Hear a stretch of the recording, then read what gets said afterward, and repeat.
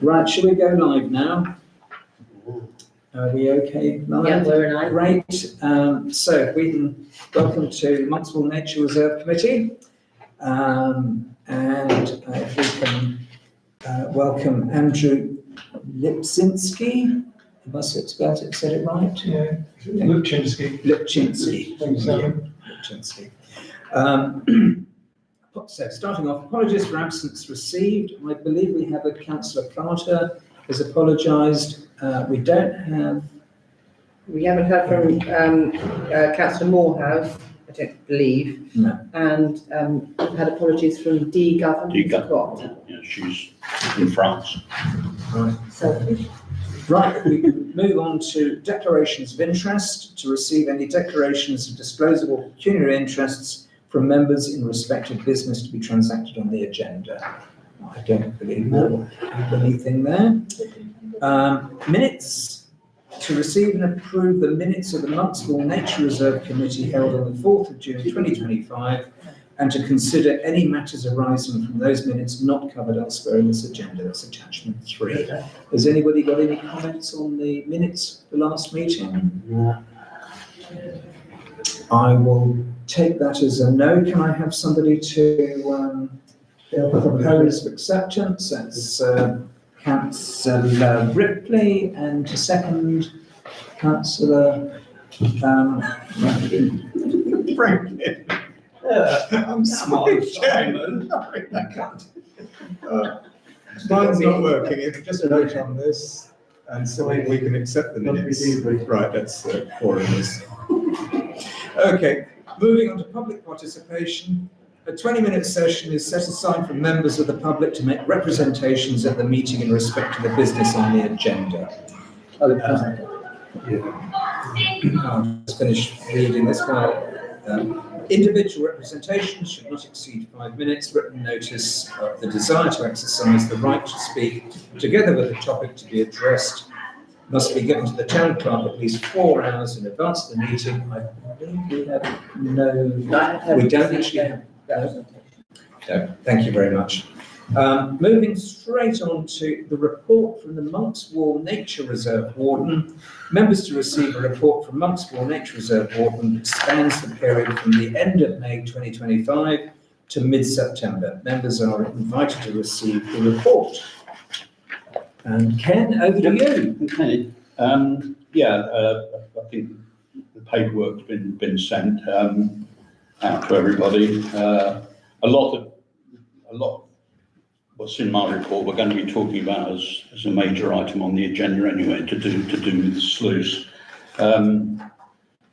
But I've listed in my report here, I've went out on 36 occasions since the end of May, total of 46 hours, which is about average for the summertime, and it's a bit quieter. Second item in my report, I've just reminded colleagues about the new management plan that was accepted in May of this year, and then listed some of the things that in theory were scheduled for this autumn. Footpath clearance, building up of gateways, and we have had quotes from the contractors for that work. We had to go ahead on that. Yeah. So we've received that. Yes. Yeah. There are 1 or 2 other bits and bobs there which we don't need contractors to do. For example, I've put painting of the existing bird hides in weatherproof paint. If you look on this little photographic thing that I've produced for colleagues, if you look on the second side, you'll see a picture of the main bird hide there. Do a lick of weatherproofing to tidy up. Yeah. I think basically, structurally, it's still quite sound. Bearing in mind it's been there for well over 20 years, I think. Certainly 20 years. But it obviously it looked like at one time someone started painting it from the top and ran out of paint. So it needs a bit of weatherproofing, as does the other bird hide further around the riverbank. So that's what that's about.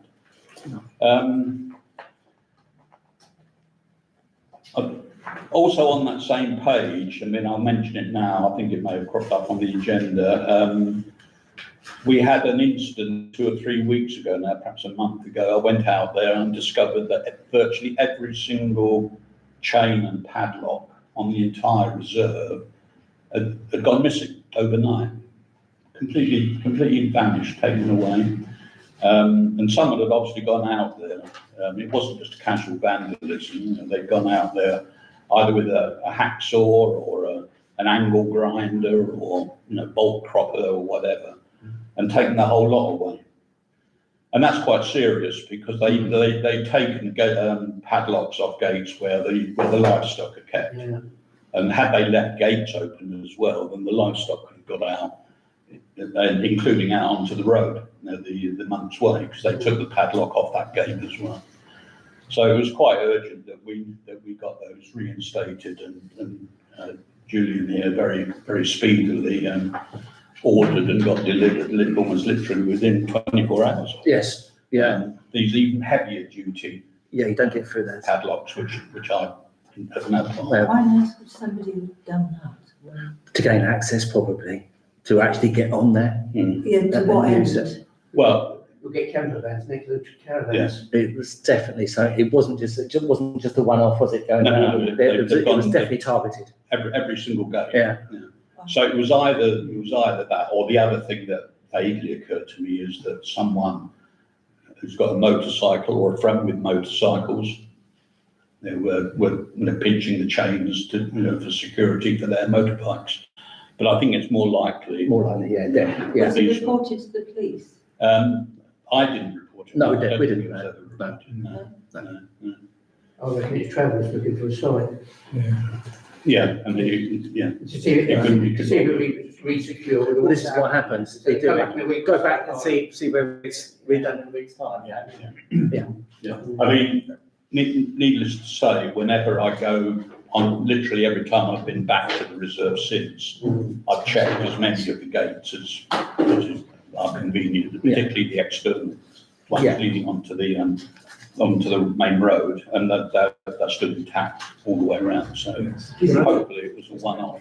I've come across this before with, not personally, but with containers. The certain people come and cut or remove the padlocks on a range of containers, walk away. So it's as much as anything to say, look what we can do. Yeah, it could, Yeah. it could work. So- It could be that as well. Yeah. On that same page, but it's not listed in my report, but I think it did crop up under the management plan. And while I was out there earlier on today, it just jogged my memory. There was it was agreed in the management plan that we would look at the notice boards at the entrance to the reserve, and I think we were talking about replacing them. And it suddenly occurred to me while I was out there today that these are the two existing boards that are by the main car park. The small one, car park, is up at the top of the ramp, in other words, it's by the road. The other bigger one is actually down inside the car park. And it struck me, I don't know why I hadn't thought of it before. Swap them around. If we swap them Yeah. around and have the bigger one, Yes, no, the bigger one, the one that says Monkswell Nature Yeah. Reserve with the map is about so big, yes, and that deep. If we swap the notice boards around, we'll have solved that issue. Yeah. At no cost, because they're both fixed to a single post, as you can see, with these wire strappings on the back. So that's, with your consent, I can go and do that almost any time, and that will solve that problem.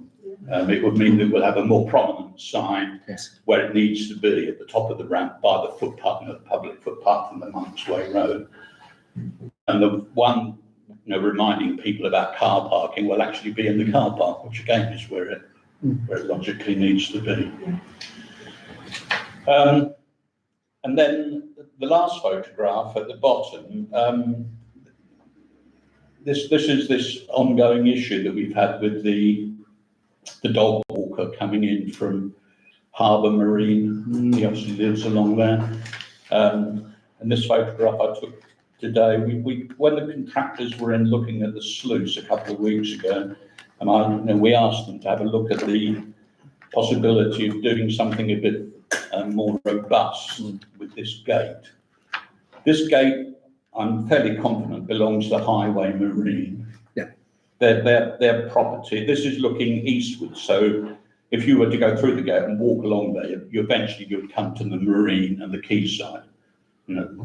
So that's where we're looking at. Now, this photograph was taken from the reserve side, looking along the riverbank towards the Highway Marine.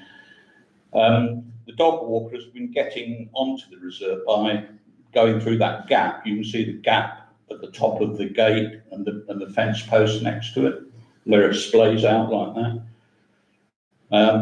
It must be incredibly thin. It must be very thin. Well, he's a youngish guy. I imagine he's in the late 20s, early 30s, and I've seen him climbing up there both ways, and the dog just scrambles through underneath. The contractors have come up with a suggestion, or at least a quote based on our suggestion, of putting a more robust fence and gate there, what they call a palisade fence. What would it look like? It's like that. Just like that.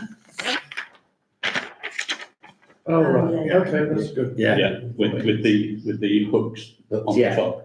So it's 2 meters high and then 4 meters across. So. And they've come up. And obviously that will then continue the fence around as well. So he's not going to go through here because it's going to extend both sides. Yeah. So we've just got the price in on that one. Yeah, and I think that Julie and I were quite pleased, we were quite surprised and delighted with the quote, about £5,000 complete, the whole thing. Yeah, it's quite a site. Yeah. Yeah. 4,779, 51 plus VAT. What, for a gate? The gate and the fencing. Yeah. Yeah, and Yeah. obviously getting all the It was a- materials, getting the materials on site. Yeah, that's the whole. That's Got the everything. concrete in Yeah. as well. Will this require you notifying the Environment Agency because they're funny going through their, there's a barrier, isn't there, membrane barrier on the bank? Yeah, Because they've had the other about the light.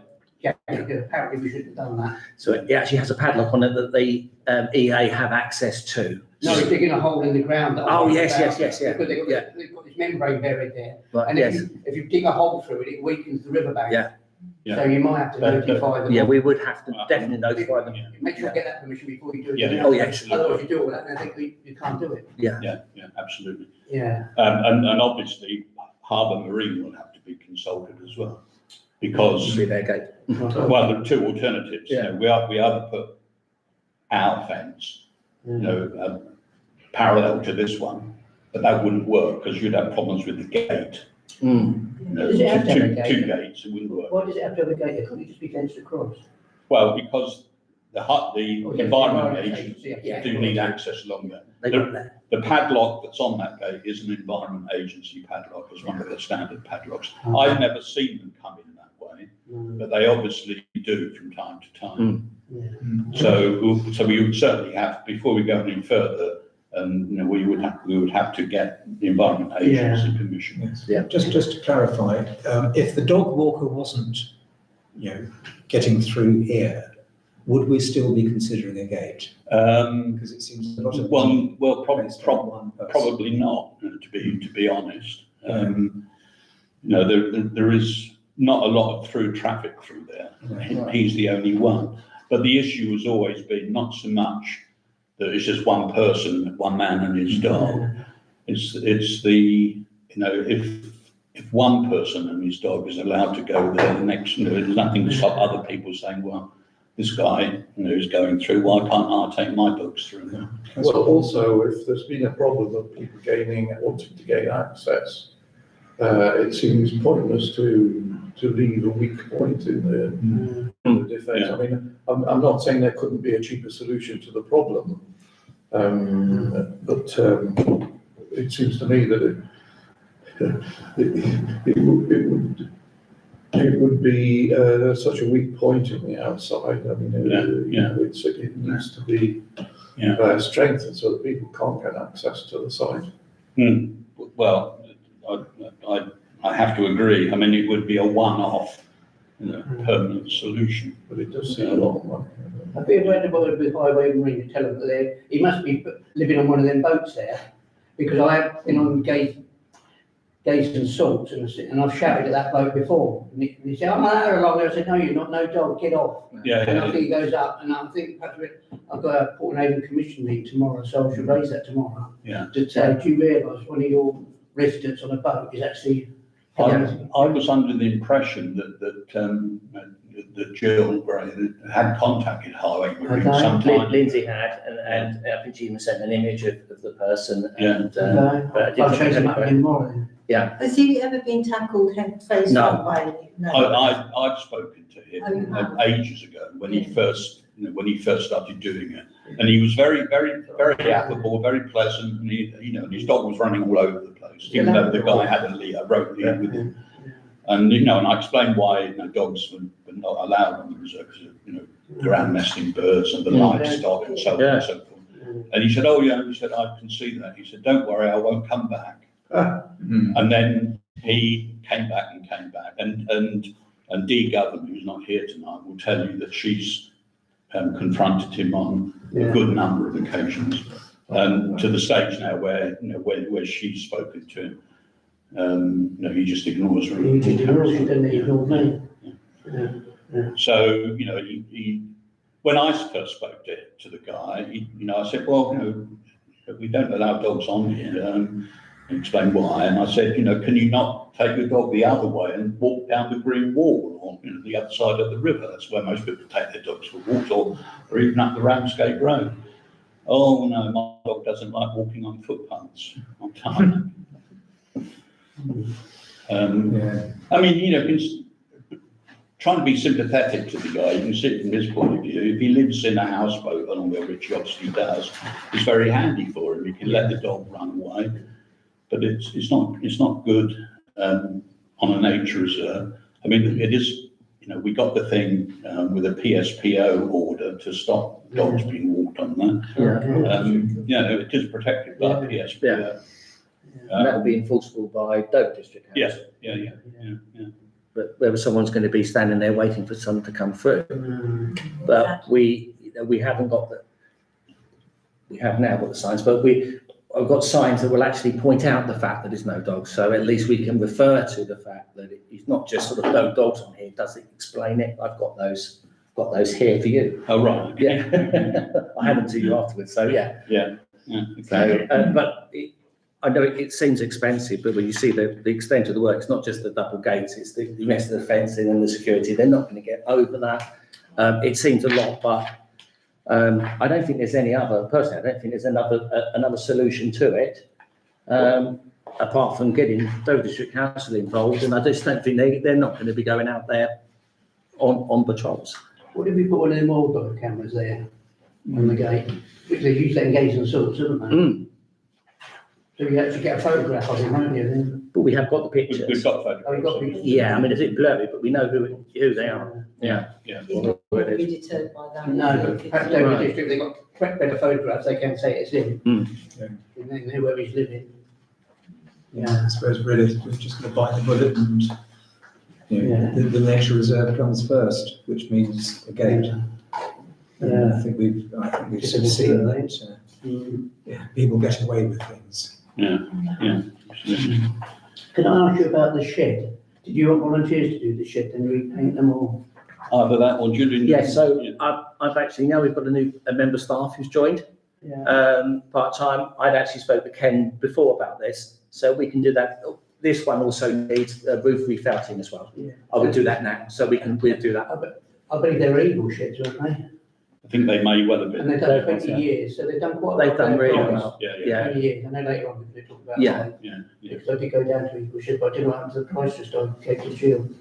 So anyway. Yeah, so we can. So I've looked at one. I haven't looked at the other one, but the one needs to be restained, and it does need a felt replacement. The other bird hide, which is not used very much. It's got a decent corrugated plastic roof, so that's all right. It does need repainting. And next to it is a small shed where there used to be an old diesel water pump. in the days when it was thought that you could pump water into the reserve to keep it wet. The diesel pump was taken away years ago. But the shed is, the little hut is still there, and it's got a window in it. Yeah. And that actually could fairly easily be adapted by someone with some fairly basic carpentry skills to make another little bird hive next to the existing. Yeah, because we had to buy a special double skin fuel valve and put the diesel in, because you can't have a single skin in case it leaks. That was quite expensive, Yeah, that little trailer.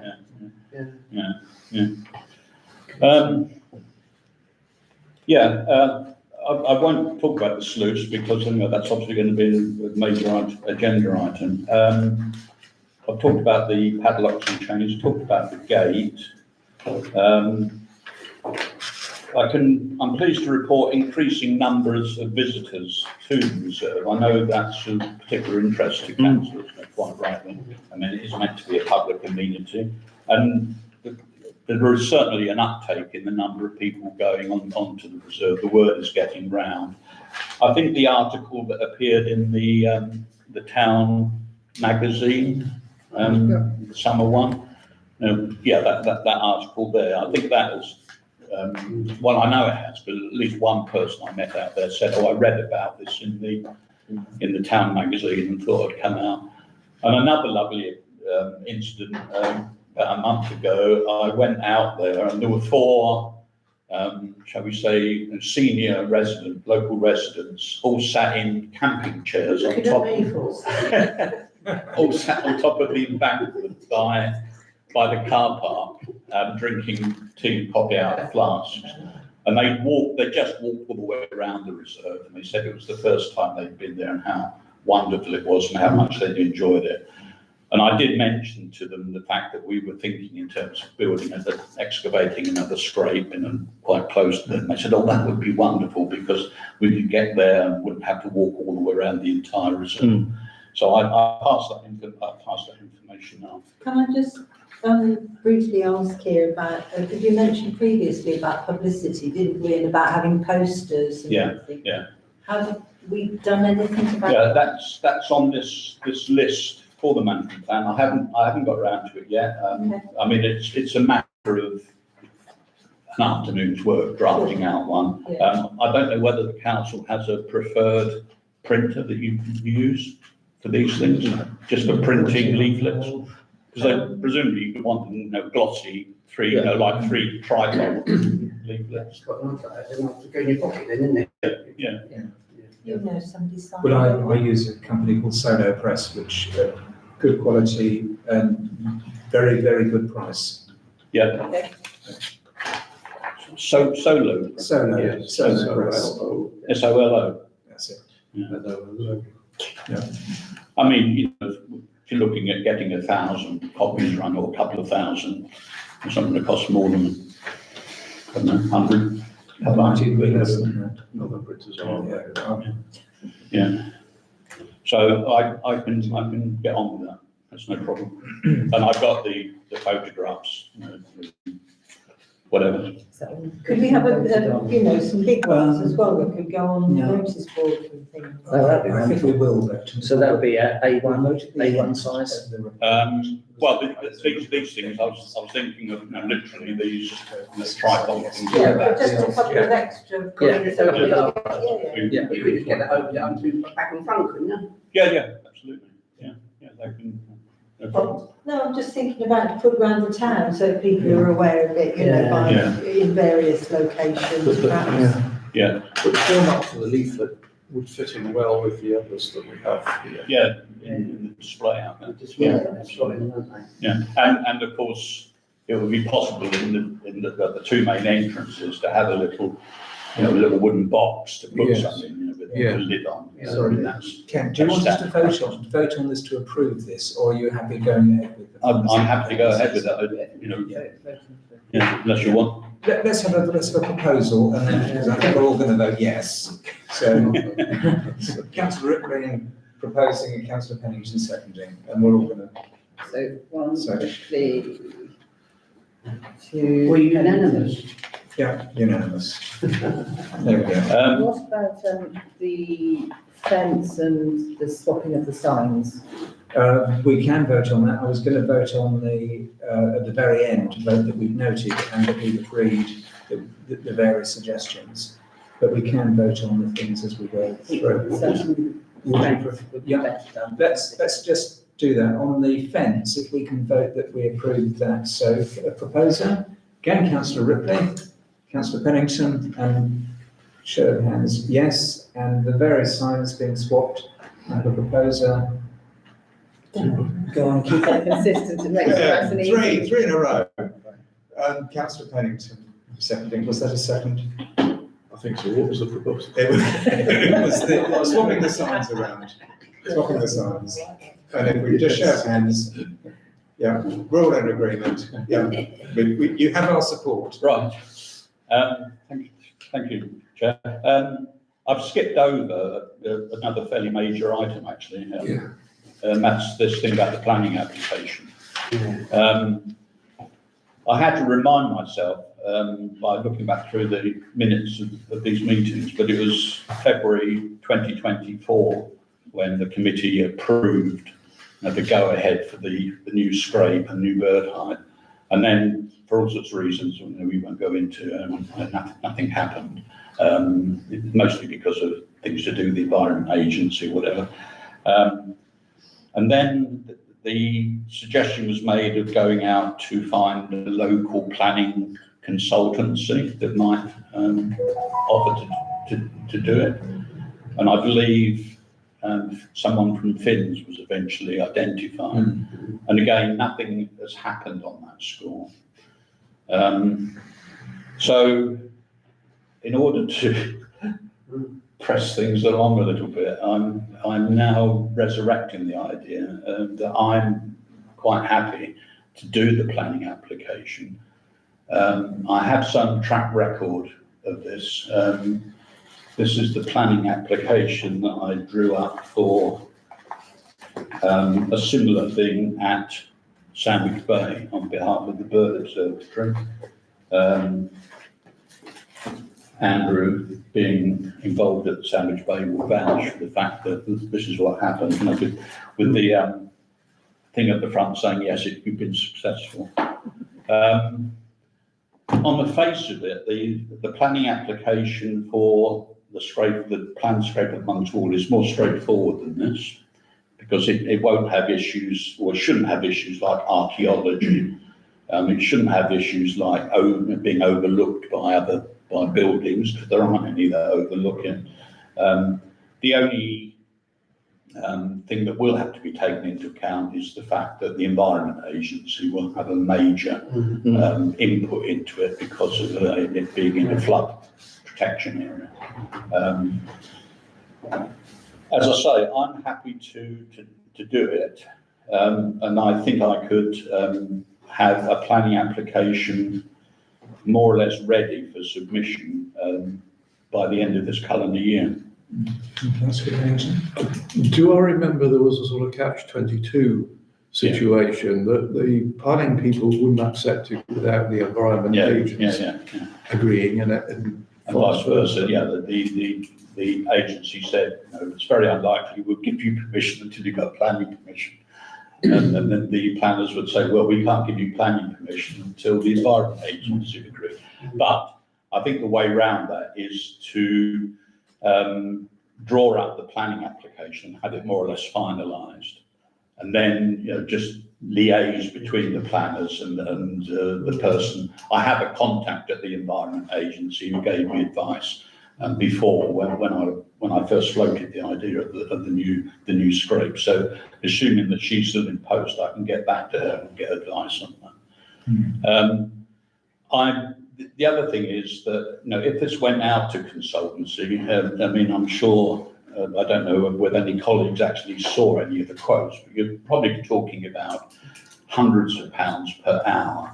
Yeah. Bear in mind also that if you did go out to a consultant, one of the things that they would almost certainly want to do is to meet with me. Yeah. So I would end up, I think, writing a large part of the application myself. Yes. So what I'm proposing is that I would be prepared to do this planning application obviously liaising and reporting back to colleagues on a regular basis. Just as part of the normal remuneration that you give me anyway. Yeah. So it will work out literally a fraction of the price if you actually went down the road of getting a planning Can we go consultant. straight into voting on that? Both. Councillor Morehouse proposing, Councillor Farrington seconding, Yeah, definitely. and we're all happy with that? Yeah, there's a discussion with the Environment Agency, Yes. haven't we? We're not taking anything off the reserve, we're just moving it. No. It's one part of that piece, so it's. You're quite right. All that they're concerned about is losing storage volume, water storage volume. If it's just a case of redistributing what's already there, which is all we're talking about, Yeah, then they won't have a problem with that. I'm quite happy with you. They might need a bit of, just a couple of site meetings and whatever, but I'm sure we can persuade them. I think recently, Julian was in touch with them.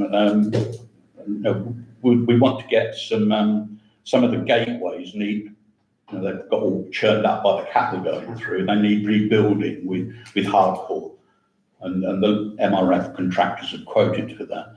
And I understand that the agency were asking what sort of volume of hardcore would be put down. I mean, you're talking about 20 odd acres of land out there, and they were concerned about how much soil or rubble hardcore is going to be brought on just to rebuild 2 or 3 gateways.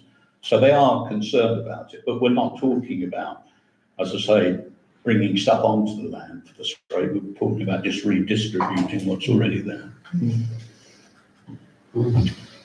Okay. That's all right. Right. I mean, with this planning application, the first stage, then, thanks for approving that.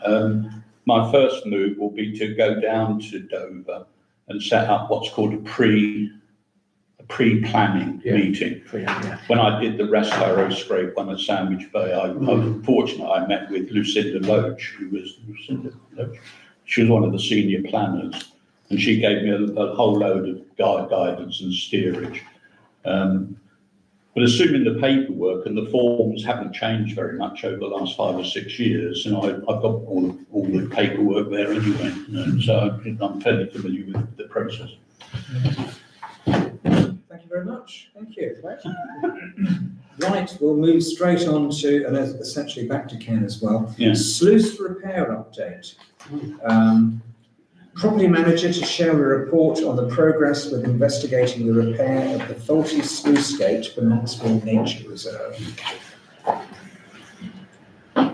Julian, do you know Yes, this? yes, yes, of I'm course. quite happy to chip in. I think I've No, that's fine. No, thank you. That's no problems at all. So as we know, we've had a sluice gate's been leaking. So the idea was to get a structural engineer to actually come up with a solution rather than playing around, trying it, and then finding there was a problem again, which had happened in the past. So, there's been an attempt to fix it. So I've got the structural engineers out. They came up with their design and all the specification. Ken and I then had a meeting with the contractors, and they went away and so there were initially there were 2 options. So all the work that was in the drawing that was presented, plus either replacing a panel, the 2 panels with a single panel, or removing and resetting the current panels, resetting them back together, reinstating them, securing them basically. So at the time when I did my report here, I hadn't received the figures. From the company, but I know when I was having conversations with them, it was probably going to be a cheaper option to actually keep the existing and secure them with steel plates. Then had the price come through, or the price of those 2 options actually came in, and to fix the plates was £31,000, 299.30, or to replace do it with 1 panel was 31,366.38. I thought, it's a lot of money. It's a lot of work, but it's a lot of money. So then what I did, I thought, well, okay, let's look at another option. Let's look at the option of doing part of the work that's on their survey to the left, sorry, on their drawing, which is to the left as you stand on the sluice, which will reinforce that side and go for a single panel. So it will be more robust than what we've got at the moment. We will only deal with one side of the sluice, and not the right-hand side. But part of the work was going to put in a concrete beam and put on also a rail, because there's only one rail, one side of the sluice. So I was looking at doing putting another rail in, but because that work was to the right-hand side, that work would be taken out of the equation. So I thought what I'd do, obviously having come up with that, got the price back off the contractor. Two options on that was to say either 2 panels or 1 panel and do all the work on the left-hand side. So what I then did is spoke with the structural engineer and said, look, this is what we're faced with. This is the price. I've got your drawing. We've got the drawings. Let's have a chat. And he said, if you stick to the left, you're going to be fine. It's going to be the solution. Yes, it's not the whole belt and braces approach. You won't have your rail, but it's going to be enough. And the price on that was 21,102.59, which will obviously have to then go to full council. The thing is that's worrying me is the cost, because you're already talking about, it's the cost, we're already talking about the scrape, and then you're talking about this, and I don't think you've got enough money in the bank. Councillor Pennington? Yeah. Well, then I'll go on Thank to you. the point. I just want reassurance that in only tackling the left-hand side, it doesn't risk creating a problem on the right. Yes, so when we do the left-hand side, we're actually going right into the bank, right over here. Then we've got the sandbags filled with concrete. So it is still a major job that we're doing, and that's why I wanted to clarify with the engineers that will be sufficient on that side. That's the side that can tell you that has been the problem side. And yeah, I obviously wanted to check with him, but the sheet piling is going right across, right into the bank. And that's one of the problems at the moment. You've got a sluice and it's just, and the water will find its way. It's sand and silt. It will always find its way through unless you come up with something, really robust. So that will deal with it, go in that direction. And just going back to Councillor Franklin's comment about the money. Where is, I think we've spoken about the money on this before. Yeah. Just to remind ourselves where the money is coming from. Okay, so I did check with the interim RFO, that money is available. And there's over 100,000, he confirmed to me. Yeah, because we did get grants on the scrape, haven't we? Yeah. So that's what I know it's been sitting there a couple of years now since you did. Yeah. But we haven't applied for any grants for this, have we? No. Is it available? Can you get grants for it or not?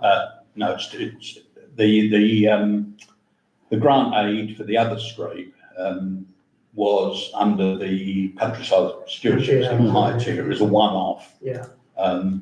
The higher tier is now winding down. In fact, next year, end of 2026, is the last year that we'll be able to claim even the 3,000 annual payment they've been giving us, which does raise an issue about what we do after that. But perhaps I can mention that in a moment. So the new scrape, the one that councillors approved in February last year, we had to pay for. Yeah. If you remember the other scrape, the one that the countryside stewardship scheme paid for, they actually gave us something like £38,000. It actually cost about 18 or 19,000. Oh, sweet. No, that's all right. It's perfectly legitimate. There's no sort of no scam involved. That's how they do it. They have a going rate for by square metre, and it just happened to be more than and I did actually follow this up with Mark Chandler. And he said, "Oh no," he said, "No, that's their going rate. If you can do it cheaper, fine. But for the next one, yes, it's a cost for the council itself. I mean, just going back to this sluice thing, if you look at these photographs, and I'm just picking up on what Julian had said, this is looking at it, with the slab on the right-hand side of the sluice. I mean, Julian was referring to the left. If you're standing on top of the sluice, obviously you're looking at it the other way. And you can see the guys there when they installed the sluice, and they're looking more than happy with themselves. They did have to come back after about a year to repair it in about 2020, 21, because it was already leaking from that same side where I put the red circle. And then they put a load more earth on top where the men are standing there, and they came back and dumped a load more earth on top to pack it down even more. But we think, and what happened when they did that was, if you look at the next photograph across, the one that's got the sluice with the slab in the middle, what I didn't realise until about a month ago, when I was in there with a bucket, not a bucket, a spade, with a spade, I didn't realise that concrete baffle there actually, as Julian has hinted at, is actually two concrete slabs sitting on top of each other. And what we think has happened was that when the men came back and did the repair, the clay they dumped on the top has dislodged one of those slabs. So the water was now able to pour over there. And it's also, as you can see in the bottom photograph, it's also undermined the bottom of the slab and is pouring round, and it's formed a channel or a tunnel. If you look at in the photograph where the men are, the guy standing with his arms on his hips, just behind him is where the water is actually coming out. It's formed a tunnel all the way through and is pouring out behind him and running down to the river. And because that tunnel bypasses the sluice, that's why it's not been possible or obviously sensible to try and control the water by operating the sluice, because the water is just bypassing it. And that is why we've ended up with most of the water on the reserve draining off over the last couple of months, which it will continue to do. I mean, the water level is dropping on a daily basis, basically. So it is like an urgent repair if we're going to maintain control over the water. Yes, just to clarify, I mean, the sluice like this, I mean, I presume it should just last for decades. Should do, yeah. Right. So in fact, we're not, we're putting in a permanent fix on the side that's broken and expecting the other side to normally last decades. The other side, where the side where the guy is sitting on the concrete slab there's never been any suggestion of any leakage on that side. It's always been on that other side, side nearest the riverbank. Right.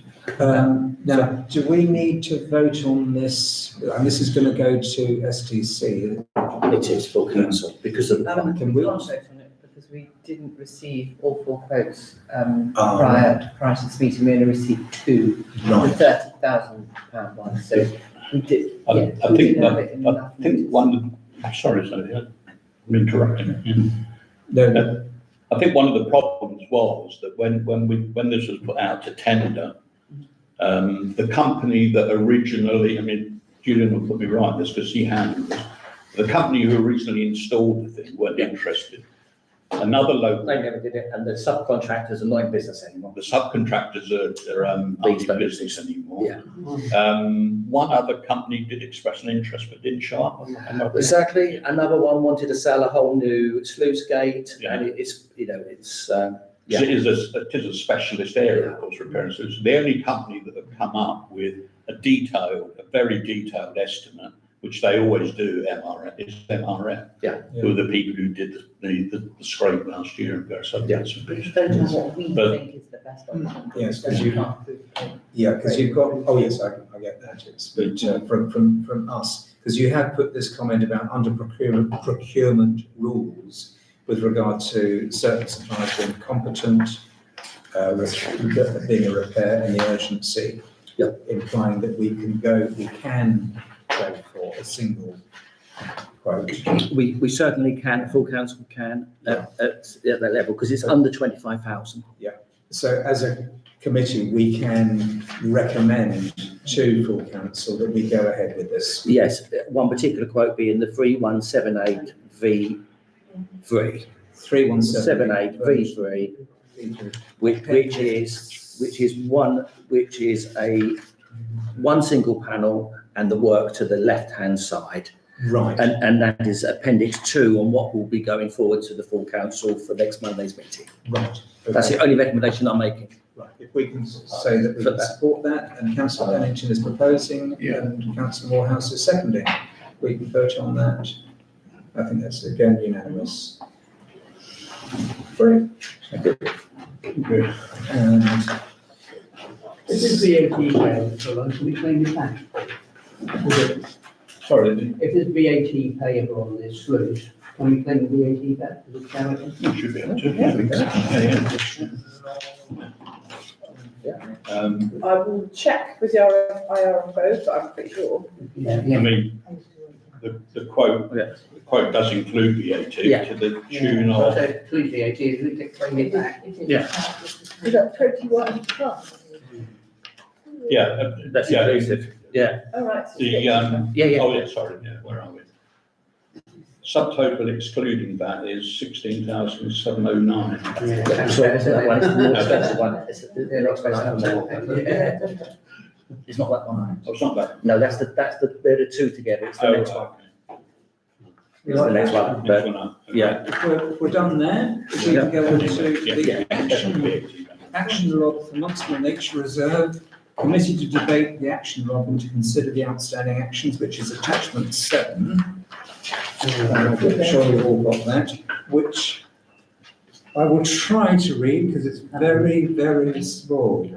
Okay, town clerk to clarify with the RFO the position with These ones this. were completed. Right, these are completed. Yeah, they're done. Oh, here we are, in progress. So you- So I just for the progress, thank you very much. Right, a dog walker is using, we've spoken about the dog walker, so I think we can move on from there. Made, No, you need to hit. completed here, completed to close, in progress, here we are. To follow up the Environment Agency and the volunteer tree warden, if there are opportunities for additional tree planting on the reserve. So basically, can we plant any more trees? No, they took them down. They don't want them there. It's the opposite. Right, Yeah. so no more trees. They don't want any trees planted anywhere near their embankments. No, not Um, Having said that, I think there is an opportunity for tree planting, and that is in the, Is that the rec- triangle, isn't there? well, it's a rectangular field, actually, the one I'm thinking of. If you come onto the reserve from the Stonner, Yeah. and you go through the gate,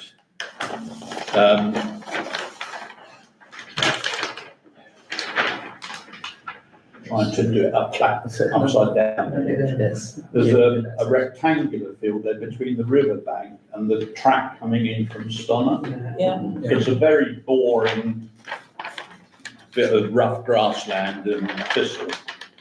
And I think it could easily be planted up with trees. One of the things which I think earlier on I did skip over it, but the other day I was looking at what is going to replace the countryside stewardship scheme that we're signed up to, because they're just bringing out the what you can claim for. And there are a number of things which I think we could claim for Monks Wall, including the planting of trees and tree guards. But that would be from 2026, end of 2026 onwards. But yes, I mean, that would be the logical place. It's of no interest, from a wetland point of view. It's a dry, boring, barren area. It's got trees down the side of it anyway, sycamore trees. And we could easily fill that in with willow trees and alder trees and make it another habitat. Yeah. And there, because there wouldn't be a problem you could, wind a footpath through there, for people to walk on another route through That would be that area. Do we have an idea of what size, how many acres and the number of trees we might be looking at? We can measure that out. We can measure it up. Two of those and two orders. I'm trying to do a quick bit of mental arithmetic here. It's about 50 metres by 200 metres. What's that? What's that in 15, feet? about 1,000 metres, 1,000 square metres. Yeah. It's about a hectare, Yeah. So we're looking at. which is 2.5 acres, give or take. Yeah. So we just form like a little box there. Yeah. So a couple of thousand trees. Yeah. Well, if they were small trees, yeah. The alternative. They start off small. Yes. Yeah. The alternative, and certainly one of the things that the new stewardship thing will fund, is the planting of what they call parkland trees. So they would actually pay for a small enough, give you a bigger grant to plant bigger trees, and also pay for the tree guards to go around them with the big tree guards. And of course, that means you get a woodland quicker. The logical thing to do would be to have a mixture, lots of small saplings, and then dot half a dozen, but that's further down the road. Yeah. So this is something that we can discuss. So it's the possibility of further tree planting is there in that particular rectangle. So very positive thing. Moving on in progress, hold on, let's refocus. Sluice repair is required. Now we've covered that, so I won't go on that one. And we have nothing here, so I presume. Do you want me to read it? Oh, if you've got. Yeah, if yours my is. special specs. Oh, special specs. A like-for-like comparison is required from two contractors for provision of a new bird hide. This is not a priority, as the scrape will require plan permission from us and the NEA. Climate. I don't really quite understand that, because we already had several quotes for the new bird hide. And we accepted, I think I'm right in saying, the one from a company called Gilliard's. Yes, I remember that. From Lincolnshire. I think that just to remind colleagues, I think this was not the cheapest, but it certainly wasn't the dearest. The other one I think we looked at was so cheap, it was clearly, not anything more than a garden shed. And I think on the basis of the very detailed quote that Gilliard submitted, I think that was why colleagues accepted it. Yeah, I remember that one. Yes. So I think that is possibly a misstatement of the situation. And over to you on that one. Budget needs to be read for the autumn of 25 to progress the management plan. This should be in July 25. Right. Have we done a budget?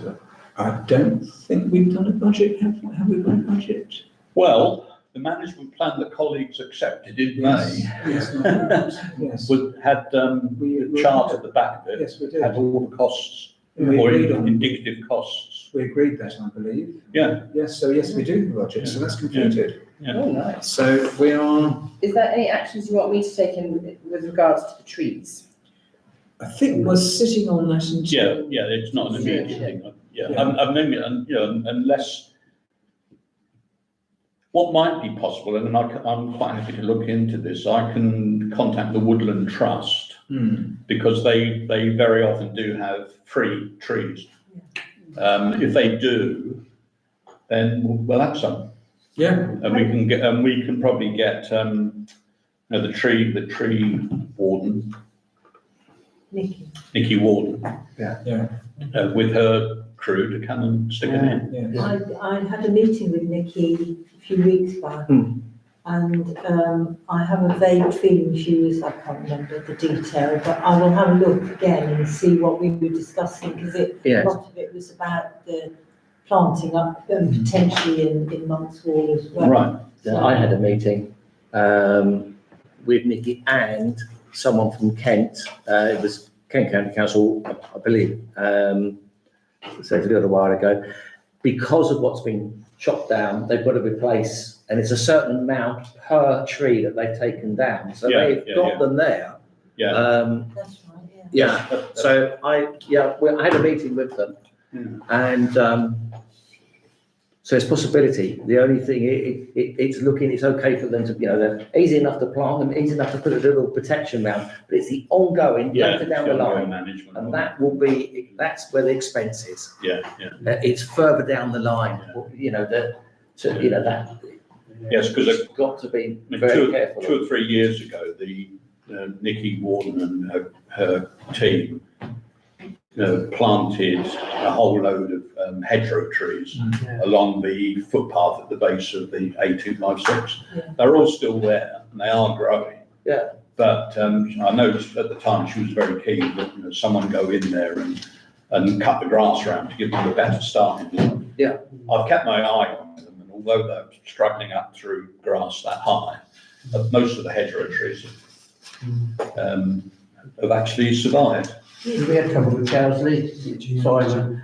It started drying out in Cowsley, I think Simon went out there, looked trade and there's some water. Water. Yeah. Yeah. We heard recently when the volunteers been injured and said, well, can you now go out and do it? So we've got to have to take on that. So it's just be mindful. I think everyone has to be mindful of it. It seems great to start with, but it is that space. But once they then grow big enough, then it looks after itself because you've got it's sheltered underneath. So, Right, they shape the grass and the weeds. I know exactly area we obviously looked there. And I think it'd be wonderful. Also for picnics as well, have some Absolutely. openings, Yeah. some clear things there. So we can deal with So that. if we, so planting will be aiming for 2026, end of 20, will be beginning. Well, of so- 2027. Yeah, if we go for this thing from the countryside stewardship scheme, then we'd need to submit an application to go through that. That's- But in the meantime, I think there's no reason why we shouldn't, investigate with the Woodland Trust. Yeah. So- And through Nikki Warden, I'm quite happy to hold that. I can do that. Or you, More or you than happy, yeah, I've got all the contacts. Okay, so date and time of I'll do that meeting, with Kevin. 3rd of December, 2025. Thank you very much for attending, it's great. Good meeting.